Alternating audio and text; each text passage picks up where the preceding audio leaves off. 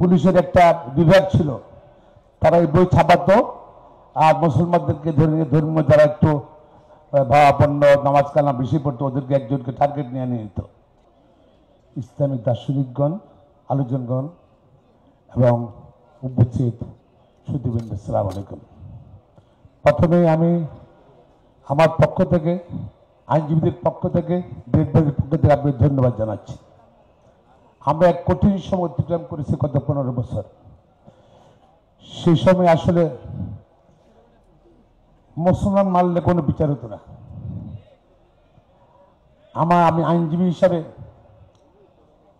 অনেক মামলায় আমি অ্যাপিয়ার করেছি, আইনি যুদ্ধ করেছি। জঙ্গি, মুসলমান মানে জঙ্গি, তাদের একটা বই ছিল, কিয়া ছিল ইসলামী বই, এবং কেউ 3 বছর 5 বছর 7 বছর পর্যন্ত জেলে ছিল। আদালতে বললাম কি এই বই কি নিষিদ্ধ আছে? কোন কোন ইসলামী বই নিষিদ্ধ আছে বলেন? নিষিদ্ধ নাই।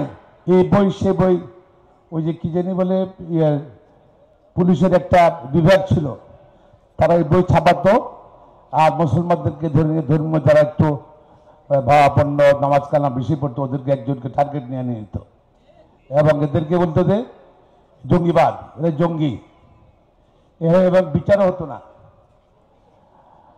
এবং চার্জশিট দিত না পুলিশের। আমি অনেকের মামলা করেছি, 17টা মামলা করেছি।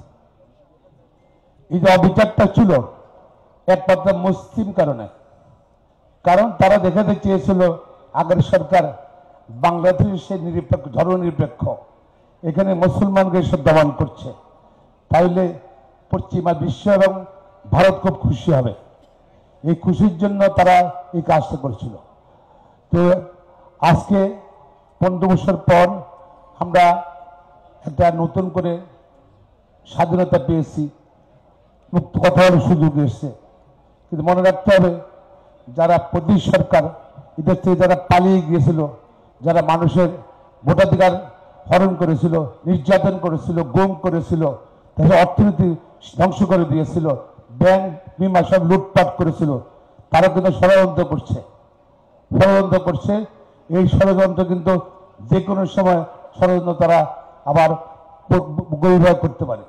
আমরা আজকে একমাত্র উপায় হলো যে ইসলামী শক্তি এবং জাতীয় শক্তি আমরা যদি ঐক্যবদ্ধ হই, ইনশাআল্লাহ আমরা এই ষড়যন্ত্র রুখতে পারবো ইনশাআল্লাহ। আর আমরা মনে করি যে সংস্কার চলছে, সেই সংস্কার আমূল পরিবর্তন দরকার। বাংলাদেশে সমগ্র সম্পদ এক জায়গায় কনসেন্ট্রেট করেছে, কিছু লোকের কাছে চলে গেছে। ইসলামের তো এই যে ধরেন জাকাত সিস্টেম বলেন বা অন্যভাবে সম্পদ সুষম বন্টন, অর্থই বন্টনের কথা বলা হয়েছে, কিন্তু আমাদের দেশে কিন্তু কোনো কিছু নেই, কোনো সিস্টেমে নেই, লুটপাটের আপনার অর্থনীতি। সুতরাং এখান থেকে আমরা মানুষের বৈষম্যবিহীন অর্থনীতি ব্যবস্থা কায়েম করতে হবে এবং সংস্কার করতে হবে। পাশাপাশি জনগণের নির্বাচিত সরকারের নিকট ক্ষমতা হস্তান্তরের জন্য আমরা জাতীয় শক্তি এবং ইসলামী শক্তি ঐক্যের কোনো বিকল্প নাই বলে মনে করি। আপনাদের সকলকে ধন্যবাদ। খুদা হাফেজ। বাংলাদেশ জিন্দাবাদ।